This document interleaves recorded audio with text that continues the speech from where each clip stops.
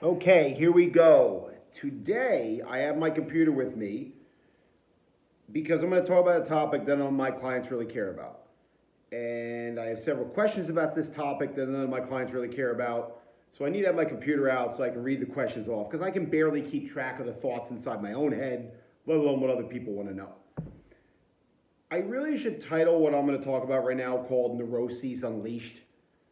Typically, when you get questions like the one I'm about to get, it's usually based on people who are incredibly neurotic about a topic because their ability to achieve what they want to achieve is limited by factors outside their control. So what they try to do is they try to control every aspect of the topic. Part of it's a good thing. They're not trying to be a victim, like, oh, poor me. So I admire this. But another part of it's kind of like you got to start accepting reality at a certain point and understand that there are things about every topic you can control and there's things you can't control. And you got to make the most of the stuff you can control and just accept the stuff you can't. And you just can't keep looking, and make the impossible possible. Granted, science has done that numerous times over the years, but point still stands. So the topic today we're going to talk about, or I'm going to pontificate about, is calf development. None of my clients care about this, and the reason why is we follow, again, the Ezekovian philosophy of fitness. The idea is what we do inside the gym is meant to serve what we do outside the gym better. And unless you're a bodybuilder or powerlifter, there's very few things in the gym that serve the gym. And maybe if you're a stripper, maybe having big calves and building big muscles will serve what you do outside the gym better. But when it gets to the topic of calves, there's only so much time we have. There's only so much energy the clients can put into their workouts. Calves usually don't make the cut. But when someone, K-Bro, had asked me about this in had made a comment about this in one of the program design things, and as soon as he put that comment up, I had 3 other people all reach out to me wondering about this topic of calf development. So I figured, what the hell? Let's talk about it because there are people who want to know something about this, and maybe there's something you can get out of it in a broader sense. The thing I always talk about with these is I've mentioned a story before about the bench press guy, but the guy I met in Central New Jersey, he was built like a keg with T-Rex arms. And one day I saw him lie down on the bench press, put on 135, then 225, then 315, then 405, then 495, and then he put 25s on the side. So it was like he was doing like 545 for reps. And I was really impressed. I went up to the guy and said, hey man, that's really awesome. He said, thank you very much. I said, who do you study under? Do you follow West Side Barbell? Do you follow, Metal Militia? Do you follow Kabuki? And he looked at me like I just farted out of my mouth. He had no idea who any of those people were. He just said, no, I really like the bench press because the first day I did it, I think he was like 14 years old, and he did like 225 for 10, which if you don't know what that means, it's a lot of weight for a 14-year-old kid who never bench pressed before. Someone just taught him the exercise and he just did it. And every time he just lie down the bench, he would add more and more weight. Because why? He had a huge, it wasn't just he had broad shoulders. His shoulders weren't as broad you would think. But he had a torso that was just massive. And when you have a massive torso, you can hang a lot of muscle off a massive torso. And this plays very well into calves. In that calves, like any muscle group, all right? I get women all the time who want to build bigger glutes. Again, anyone can build muscle. But when you're looking at people with truly wide hips, it's because they have big bones with a lot of muscle to hang off those bones. You see guys with really broad shoulders, they got really broad shoulder girdles to hang a lot of muscle off of, right? Bench press guy had a really big torso to hang a lot of muscle off of. So this is kind of gets into the whole neuroses of building calves, is how much that factors into it, the structure. How much muscle can you put on a limited amount of space? I use the analogy of a bookshelf, right? If you have a small bookshelf, there's only so many books you can fit on that bookshelf. You need a bigger bookshelf to hang more books. Well, joints and bones and skeletons and muscle are very similar to that. Everybody can improve, but what most people ask this question is, how do I build big calves? Is they're trying to build lower leg muscles that are so far above and beyond what their structure can dictate. And again, it's great that they're not taking a victim mindset, but you got to be realistic to a certain point too. So here are some of the questions I've got about building bigger calf muscles. I have included a link in the show notes to an article written by Lyle McDonald about calf training. It's probably the best article I've ever read about calf training. You may not know who Lyle McDonald is. You may know who Arnold Schwarzenegger is. I one time read an article about Arnold Schwarzenegger years ago about calf training, got absolutely nothing out of it for a decade, and got more out of the Lyle McDonald article, who's never been a Mr. Olympia before. But again, Lyle's right, and just because he didn't do a bunch of steroids or wasn't an elite genetic athlete doesn't make his information any less correct.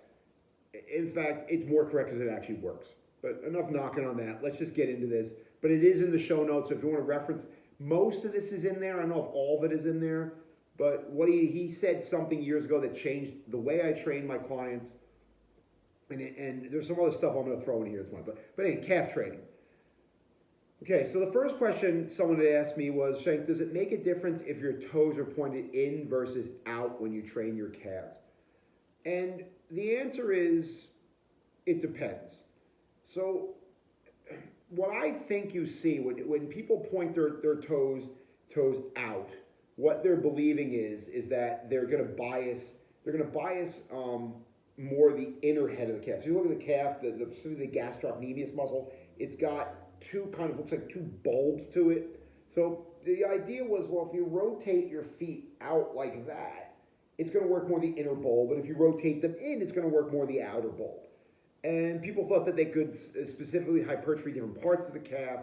They thought if they had some major imbalance that they could bring those imbalances up.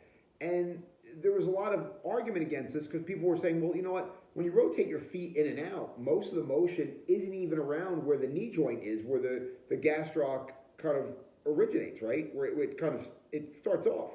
It's more around the hip. So you're turning your hip in and out, right, to work a muscle that only goes from here to here, right? Or in the case of the soleus, from here to there. So what effect is this going to have on something that doesn't go all the way down there? And it's very logical. I've always thought to that end that this had more to do with the fact that feet can invert or evert. So it may be able to bias one head of the calf because when you turn your feet in or turn your heels out, your toes in, you're more likely to invert, right? And if you turn your feet out, you're more likely to evert, and that may bias certain parts of the calf. There was some research that showed that even when the foot was kept level, if you rotate the foot in and out, it had some effect. The key word is it made some difference. It had some effect. You know how I get my butthole in a knot about that word, some effect, some difference.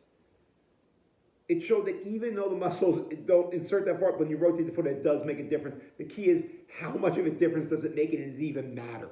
So if calf training does matter to you, which I've told you, most of our Esocovian clients, it doesn't matter, but if you want to build big calves, you always got to say, yeah, the research shows it makes a difference, but how much of a difference does it make? They do this in the supplement industry all the time. They'll tell you, well, this product's been clinically proven to increase your development X amount of percent, but when you get down to the percentage points, what they actually mean is nothing. It's not noticeable. It won't make a difference. I would argue maybe if you're working with a physical therapist, if you're working with a physical therapist who specializes in ankle rehab, they may need to and may have to manipulate movements that small to get a specific effect.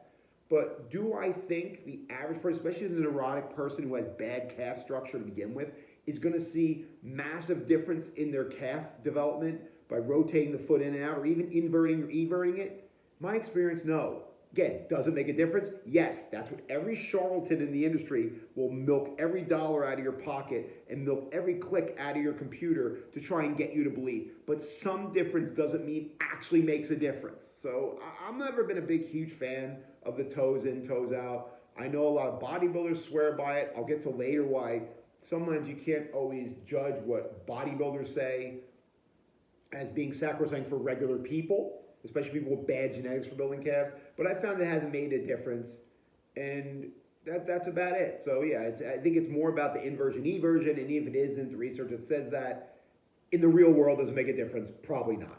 You're probably better off just keeping the feet straight, having as much of the surface of the foot on the calf raise machine you're on so you can generate the most force, lift the most weight. I think that's going to make more of a difference. If you start turning the feet in and out, you can start affecting the amount of surface area that's on the platform itself. And if you have less surface area, that's why I always tell you guys, okay, back to my Esocovian people, that when we work on feet, we don't curl our toes into the ground like gargoyles, right? Because look how much less surface area my foot has here versus there. So when you start turning the feet out, a lot of times I find people, they start just producing force through less of the foot.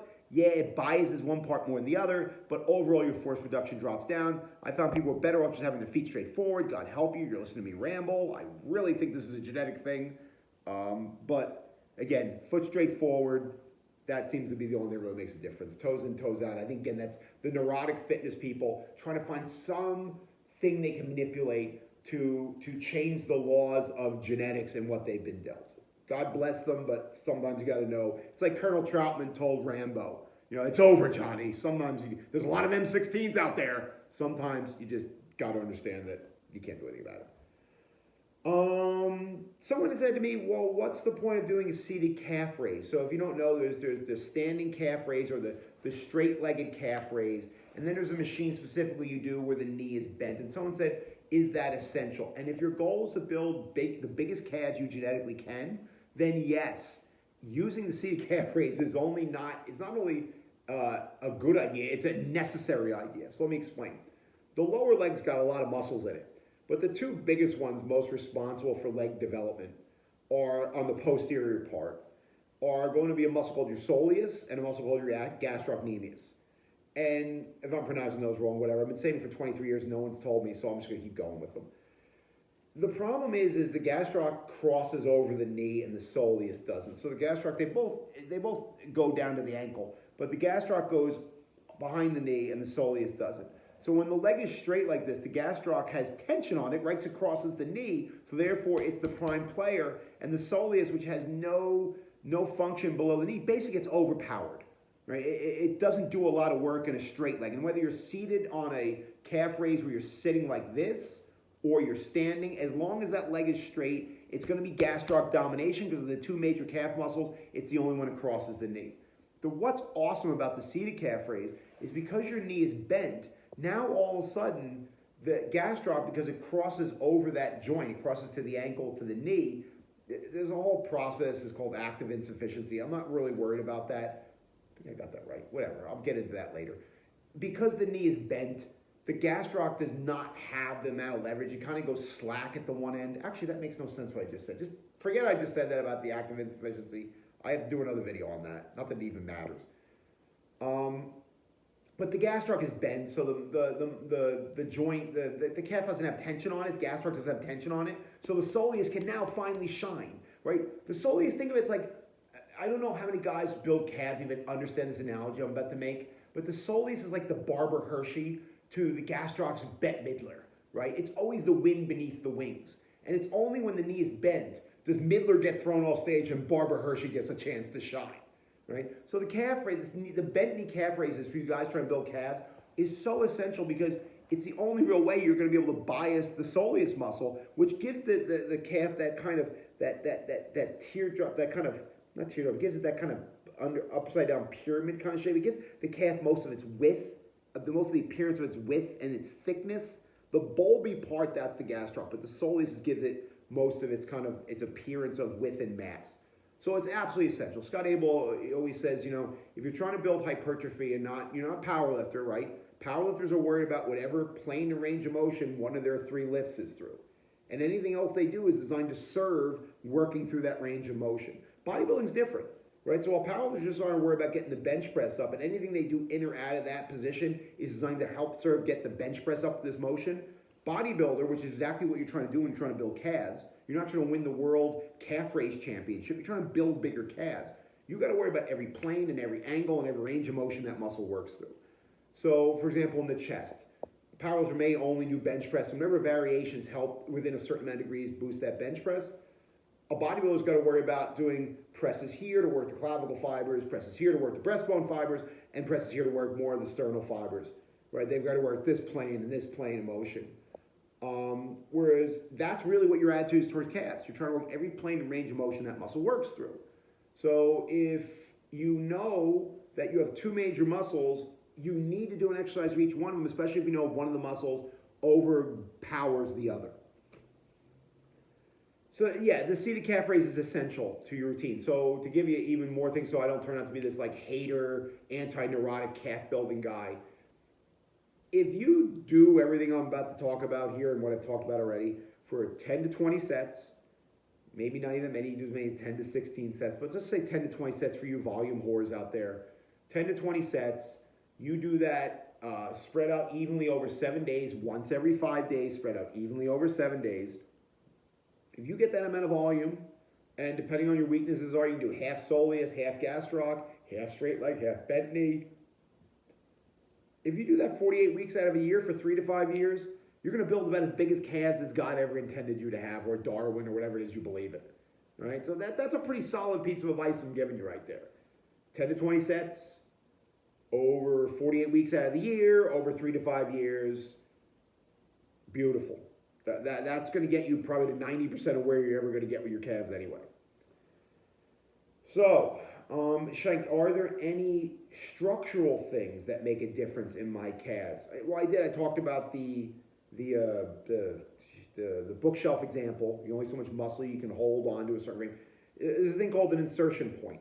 So you'll see this when you look at different people's calves. You'll see that some people have a really long Achilles tendon. Now, the Achilles tendon is what connects the soleus and the gastroc to the ankle.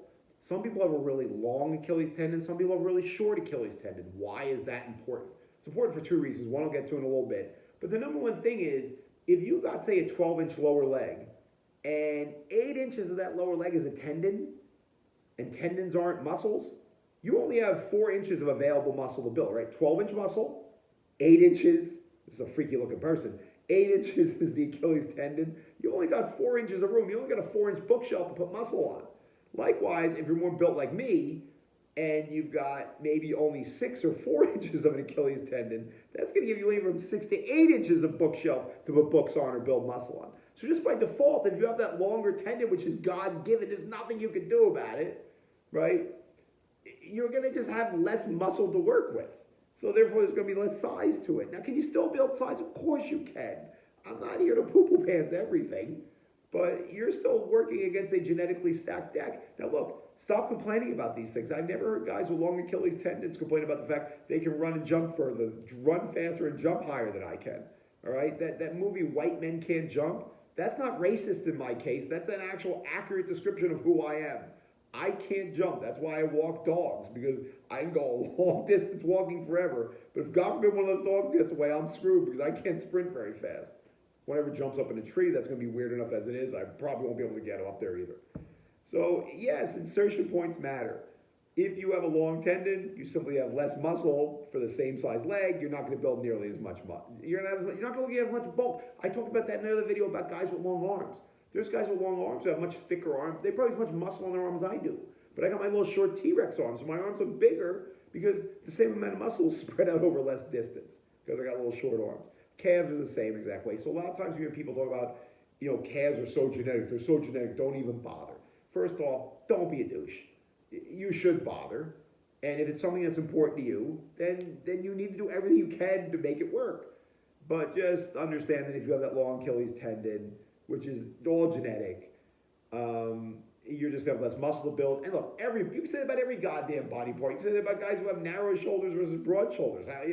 Women with narrow hips versus wide hips. Is it as great as with the calf muscle? No, because it goes vertical and the tendon is so long, and those muscles tend not to have massive tendons competing with small muscle bellies. That's what you call the muscle itself. So yes, calves are a little bit more genetic, maybe a lot more genetic than other body parts, but they're not all genetic. So just keep that in mind, that the structure of your calves, and you can see that if you look at NBA players, every single one of them, I can't think of one NBA player I've ever seen who has a short Achilles tendon. They won't last very long because they can't jump or run very fast. But that's a big factor. Someone asked me, are calf muscles more dense? So this was something I remember when I was a kid, that they used to write about in all the muscle magazines, about how calves and forearms were harder to build because they were denser, because you were using them all day. And I guess I can understand the calves. I don't know what these people were doing with their forearms. Maybe they were blacksmiths or they were just lonely. I don't know. I'm lonely, but I'll use my forearms all day. So that was the thought, that the muscle fibers in those areas are more dense, and so therefore they had required more work to develop. Again, I think Lal McDonald touches on this in the article. I haven't read it in a while. It's a great article. I'll read it again tonight. Should have read it before I did this whole rant, but I think he talks about this kind of idea about these fast and slow twitch fibers, that first off, the gastroc is actually more fast twitch explosive muscle fibers. Explosive muscle fibers have more potential for growth. So that's usually what you see, is that the reason why you see the gastroc tend to grow is because it tends to be more composed of the type of muscle fibers that are more prone to growth. Whereas endurance fibers, they tend not to grow as well. Believe it or not, the soleus is more of a what's considered a postural or endurance muscle. So it does factor here. Okay, neurotic people, let me work with you here. When you train gastroc, you want to train it with a degree of explosiveness and low times under tension. When you train straight leg calf exercises, here's a factoid you can work with. The total time under tension of the set probably shouldn't go more than 25 to 35 seconds. Because at that point, you're going to work on, oh, the allergies starting to kick in. I better get a tissue before I gross everyone out. At that point, once the set goes over 25 to 35 seconds, you're not working muscle fibers that really exist in the gastroc. Now, when you're doing your bent knee calf stuff, I find the time under tension is most effective when you're doing a minute or more, the sets.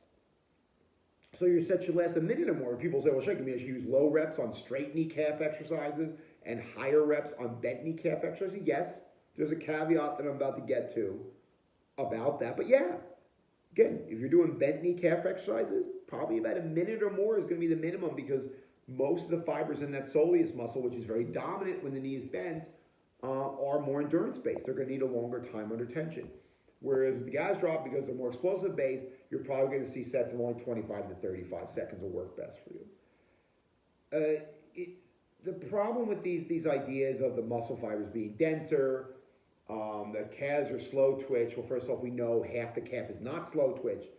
It's just wrong. It's like the defense's argument in My Cousin Vinny that there were two identical cars, and remember Miss Mona Lisa Vito goes, no, the defense is wrong. Well, the idea that calves are denser or that they're composed all of slow twitch muscle fibers is just not true.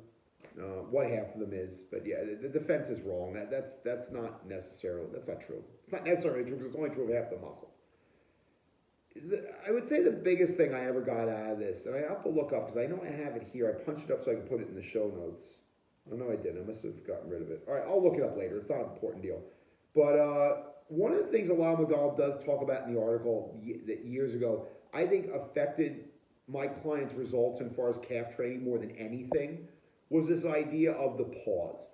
And one of the things he talks about is whether you're doing bent knee or straight leg calf raise exercises, you need to pause at the bottom of the lift for at least 2 seconds. I think that's what he said, 2 or 3 seconds. This is very important. The Achilles tendon is the longest, and I believe the strongest tendon in the human body. I know there's one tendon, no, it's a ligament, so no. It's the longest and strongest tendon in your whole body. The example I believe Lamagal used was kangaroos, right? So kangaroos, apparently, 90+%, I don't know the exact number, so I don't want to say it, but 90+% of their energy when they hop, kangaroos, comes from the elastic energy stored inside their Achilles tendon. That's why they can hop all day long, because they're not working that hard. They're only generating 7% of that effort from their muscles. So when you have an Achilles tendon that's that long and strong, especially if you've got really long Achilles tendons, so already the deck is stacked against you as far as the total amount of muscle you have to build, if you're bouncing out the bottom of your calf raises, you're basically a kangaroo, right? Just not as cute. You're using elastic energy of the Achilles tendon like a damn giant rubber band. And in the case of someone with high calves with a long Achilles tendon, you've got a really damn long rubber band.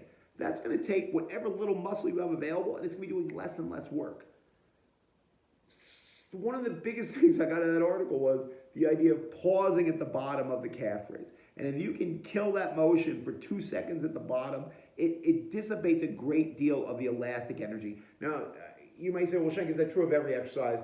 I actually find in bench presses that can be a little dangerous, that if you pause too long at the bottom, so much of the elastic energy is taken out that it's very hard on the shoulder joint, especially when the shoulder joint is most vulnerable on a bench press.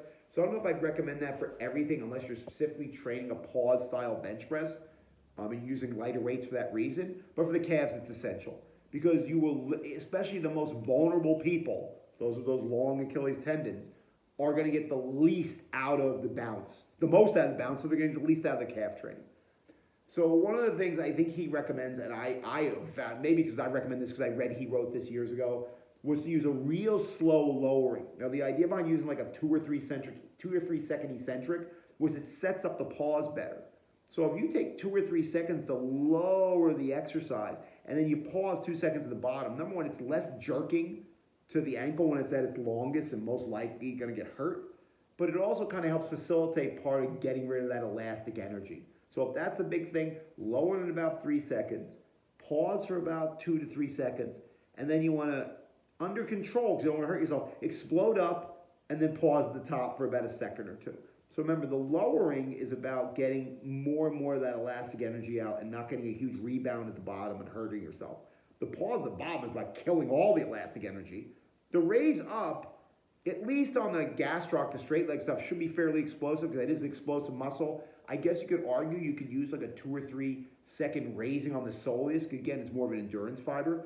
And then you want to pause at the top. Now, the whole purpose of pausing at the top is because usually people who care this much about calf training have tiny calves and they feel really bad about them. So at least when they're pausing at the top of a calf raise, their calves are going to look halfway decent. And since most neurotic people falsely assume that everyone is staring at them at all the time, right? You're going to be assuming that everyone's watching you do calf raises. So you're going to want them all to see how amazing your calves might look for that one moment in time, Whitney Houston style, right? So there's such an important reason for neurotic calf people to pause at the top, because it's probably the best their calves are ever going to look in their entire life. And if they're assuming that everyone's staring at them all the time when they're working out, you might as well go with it and flaunt it. So again, lower about 2 or 3 seconds, pause at the bottom for 2 or 3 seconds. On the gastroc or straight leg stuff, explode up under control so you don't hurt yourself. Soleus stuff, you probably use a slightly slower tempo on the way up. You probably use a longer pause at the top also, again, because you're trying to eat up a minute or more of exercise, right? Now the question may be, wait, Shank, if you're telling me I should go 2 to 3 seconds down on a standing calf raise, and I should pause for 2 seconds at the bottom, and explode up in a second, but then also pause again at the top, doesn't that make the average rep like 6 or 7 seconds long? But then you're telling me that the straight leg calf exercises should only be done for 25 to 35 seconds? Doesn't that mean you're only doing like sets of 4 to 5 reps? And the answer is yes. Probably, if you're following these strict tempo guidelines, they said, let me repeat this again for all my neurotic calf people. If there's one thing I've mentioned that makes the biggest difference, it's going to be that pause at the bottom. It gets rid of all that elastic, it gets rid of the biggest bugaboo in the whole exercise. So yeah, when you're doing straight leg calf raise exercise and you're following those strict tempos, you're probably not going to do a lot of reps. I think in the article he actually talks about like doing sets of like 4 to 5 sets of 5 reps, right? For that exact reason. Again, probably because the tempos have got to be, definitely because the tempos have to be so slow in certain parts of the motion, you're not going to get a lot of reps in a fast twitch gastrocnemius calf raise. With the soleus, let's say you're going, 3 seconds down, you're pausing the bottom for a couple seconds, and you're going up for 2 seconds and pausing the top for a second. The average rep is going to probably be 1, 2, 3, 4, 5, 6, 7, 8, 9 seconds. So yeah, you're going to use higher reps, but probably not more than like 8 to 10, maybe if you're using slightly faster motions, 10 to 12. Because if you do an 8-second rep and you do 10 reps, that's 80 seconds total. That's a minute 20 seconds. That's right at the tail end of what the soleus muscle should be doing, because again, its time under tension is about a minute to a minute and 20, minute and a half. So that's the biggest thing, is the idea of using those different tempos to kill all that kangaroo energy at the bottom, as Lyle McDonald would say. Someone asked me about this exercise, obscure exercise they saw. What about doing leg curls, right, with your toes pointed? Now, the first time I was ever exposed to this was by a guy named Steve Holman. This was back in the mid-90s. You won't find this, maybe you will. I don't think you will. No, I don't think this is in the article, but Steve Holman had this idea called positions of flexion. And the idea was you could bust through training plateaus, including on calves, by working different parts of the motion as terms of what's called a strength curve. So when most of the tension was at the bottom of the lift, he would have you do things like seated and standing calf raises. And then in order to get most of the tension where the calf is at the top, where the back of the knee action, which really only affects the gastroc, it actually only affects the gastroc, you would do things like leg curls with your toes pointed. And the idea is the toes pointed would help the calves get a maximal contraction, because it's like doing a calf raise when your toes are pointed.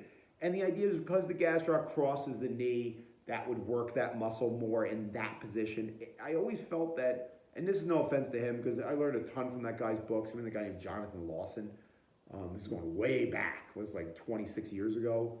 I've always felt they were trying to fit the concept into their program versus what may or may not really been effective.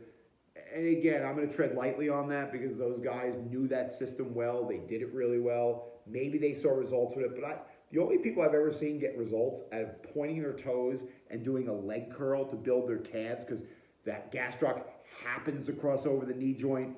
Again, we're getting to this whole toes in, toes out. Doesn't make a difference. Yes. Does it actually make a difference? No. Where people already had great genetics in their calves in the first place, so no matter what they did, their calves grew. But that was one of the, it's interesting. I was like, where the hell did that question come from? And I'm sure some fitness pro was trying to get some clicks. So he probably found Holman's book from like 26 years ago and probably latched onto it. I'm sure Charles Polkin probably talked about this too. And what is old is new again. And they probably put it in some article and someone saw it. It's like, oh my God, this is the secret. The neurotic person with shitty calf, sorry, I shouldn't say that. The neurotic person with really poor calf genetics. This is it. I'm not doing toes pointed leg curls. And it's not like the Lyle McDonald pause at the bottom. It's not like specifically manipulating tension. It's not like specifically getting your 10 to 20 sets in every 48 weeks, done over 3 to 5 years. It's not that important. It's not a big rock at all. And I guess the last thing someone wanted, I guess I can answer with a certain degree. I say I guess because I'm talking on my ass here. Someone said, are there any other factors that have to do with genetics and calf growth? The first one we talked about, which is really genetic, is that length of that Achilles tendon. I will say with pretty good certainty this is in the Lyle McDonald article. I should just punch it up to make sure I'm not talking stupid trash. But I'm pretty sure it does. If it's not this article, it's another, and I'll put it in the show notes. Again, I don't try to hide my sources. I don't try to pretend that I know everything. I learned from a lot of great people. And here it is. Oh, cool, it is. So, Training the Calves. This is from 2009, July 28th. Again, I'll put the link in here. Yeah, there it is. The kangaroo, bouncing calf work. Here we go. Blah, blah, blah. There's the calf. The calf raise done for 5 sets of 5. He gives you a sample workout here. Does he talk about? Oh, yeah, he does. Okay, so this is in here. So the concept here is what's called androgen receptor. And really, what you worry about more is androgen receptor density. So an androgen receptor is where a testosterone molecule will bind to a muscle. So technically, the more androgen receptors you have, the more places there are for testosterone to bind to the muscle. Now, why is that important? Well, when the testosterone binds, that's what begins protein synthesis. That's one of the factors that begins protein synthesis, which allows you to build muscle. So by all means, if you have more androgen receptors in a given muscle, it has more potential for growth, especially if you pump anabolic steroids in your system. One of the examples, does he use the trap example in here? Okay, no, does he? Blah, blah, blah. Oh yeah, he does. So one of the things you always notice with steroid guys is they have these big steroid guys traps. And you notice it with the steroid women, they get these big medial deltoids. In fact, you can tell when a woman's on steroids or not, almost like typically, because you'll see they'll wear a tank top and their medial delta look like a friggin' softball. And then for whatever reason, they go off the drugs and they have these like slight little shoulders. And it's just so interesting to see this concept of what's androgen receptor density works. Certain muscles in certain people, and I wonder if it is gender with women and medial delts. So that's probably true of guys too. I just noticed in the women work, seeing a woman with rounded shoulders is such a kind of, it's such a unique thing. And it's so obvious when they're on the drugs versus off, because they look like Xena Warrior Princess, and then they look like Little Bo Peep. It's an amazing thing to see the effect how powerful steroids are. But the traps, the shoulders, they have high levels of androgen receptor densities, so they're more likely to build muscle, especially when they take drugs. There was a guy years ago, it was a great guy. He passed away. I met him, it was so long ago I can't remember, but his name was Mike Matarazzo. Mike Matarazzo had some of the greatest calves in bodybuilding history. And he was at a seminar. I took the CRS, I can't remember shit anymore, but someone had asked him about his calves, because he had these phenomenal calves. And he had this really heavy Boston accent. And Mike Matarazzo said, I don't do anything for my calves except for maybe a couple weeks pre-contest to bring them up. And the whole room was like, what do you mean you don't do anything for calves? And Matarazzo's like, yeah, my dad had big calves. I got big calves. He goes, actually, if I work my calves too often, they grow disproportionate to the rest of my muscles, and I'm a bodybuilder. I need symmetry and balance. At least back in the 90s, you did. And he's like, it would just ruin my physique. And people got so, they were pissed at him because he was being honest. But I would argue that, because Matarazzo, he was obviously on steroids. He's a pro bodybuilder. But I imagine even amongst pro bodybuilders, his calves were huge. First off, the guy's Achilles tendon, I swear to you, was like that long, right? So he had a lot of, if his leg was 12 inches long and, basketball players got 8 and Shanks got 6, Matarazzo probably had like 3.5. I mean, he just had these massive calf muscles, but not necessarily a big tendon. And I'm sure for whatever reason, he did, obviously he was using drugs. That's part of that world. We're not going to criticize him for that.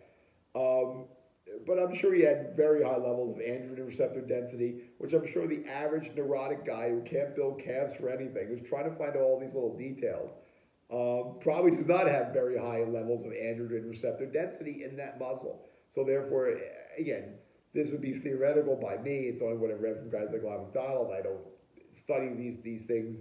I'm sure that's a factor that plays into it, that the more of these receptor sites you have, the more testosterone combined, the more muscle you can build, whether you're on drugs or not. Although I imagine that drugs make a big difference. So that's it. Again, it's a Shank video, so it's going to be long. I will make sure to put stamps in the show notes so you can deal with some of my ramblings. I'll put the Lyle McDonald article in there so you can check to make sure that I'm not totally full of crap. And it's just neuroses unleashed. Remember the bench press guy.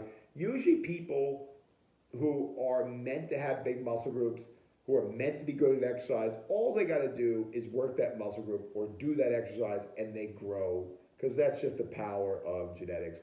But also, I'm not trying to be all negative here. Everyone's got potential to get better. I've given you some very, very good things to probably not do, like the toes in, toes out. Probably is going to make a huge difference for most people. I've given you some things that are going to be the huge difference. The Lyle McDonald pause at the bottom is a big deal. And I'm not just saying that because the article says it. When he wrote that article, it was years ago, I read it and did it with my clients. It actually makes a difference. I'm telling you this as someone like, I'm like the test kitchen, right? For these theories. They work. The idea of you do want to make sure you're doing something for bent knee, you do want to do something for straight knee, because they do work two totally different muscles. They have two totally different actions. One will cancel out the other. I talked about, dealing, again, I don't think knowing your insertion points is going to help you. It might take some of the pressure off, but it's not going to help you build bigger calves because your calves are what they are. So again, do the bent versus straight knee. Understand the idea of those tempos.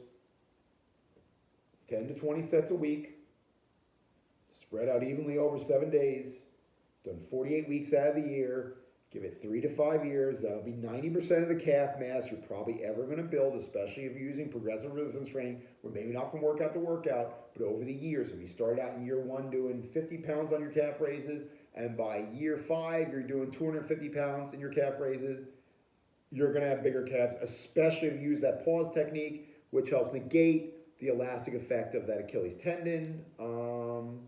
I talked about using longer. I give you a specific number, right? Straight leg calf raise exercises only done for about 25 to 35 seconds of total time under tension. Bent knee are done for a minute or more. I don't know if a minute and a half or more is going to help you. And then I gave the idea of another factor besides your structure is this androgen receptor density thing. Again, who knows? And who cares really, because it's not going to make a difference for the average person.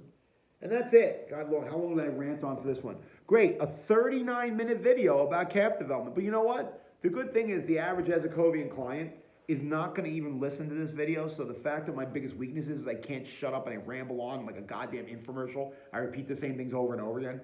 Is really not going to affect them. Whereas the average neurotic fitness person, they'll watch a friggin' video that's 2 days long on calf development because they think there's something in there that's going to help them overturn the course of nature. Look, everyone's got potential. I said it again, you can make the most of yours, but there are certain factors with calves that you can't change. But don't do calf work for 6 weeks and then, it's all genetics, it's all genetics.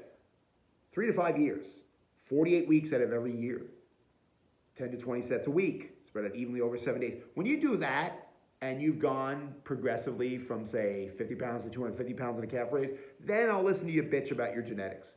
But at that point, no one wants to hear it because we don't know yet. You really haven't done the work yet to be able to complain. And then when you do the work, you can complain all you want. So that's it. Nice. Let's get to 40 minutes, just, because that's what I do. And tomorrow is supposed to be the pizza parts of Push Up and Pizza. Unfortunately, I got home from Easel today, and I met this really sweet dog, and I didn't leave in time, and then I came back here and I took a really long nap. So I didn't get to the grocery store today. So there's going to be no matzo pizza tomorrow because I didn't get the cheese. And I'm not going to eat matzo bruschetta because that's just disgusting. I'll figure out something for tomorrow. Maybe I'll make one of my meals. I'll use that as a cooking video. I'll figure something out. But tomorrow we have the cooking part of Push-Ups and Pizza, so join us for that tomorrow. K-Bro and Andrew and all you other people who had all these questions asked about calves.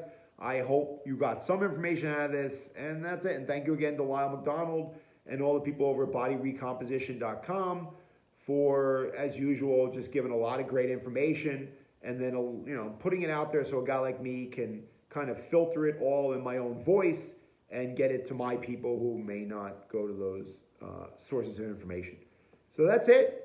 I will see you all tomorrow, and thank you very much.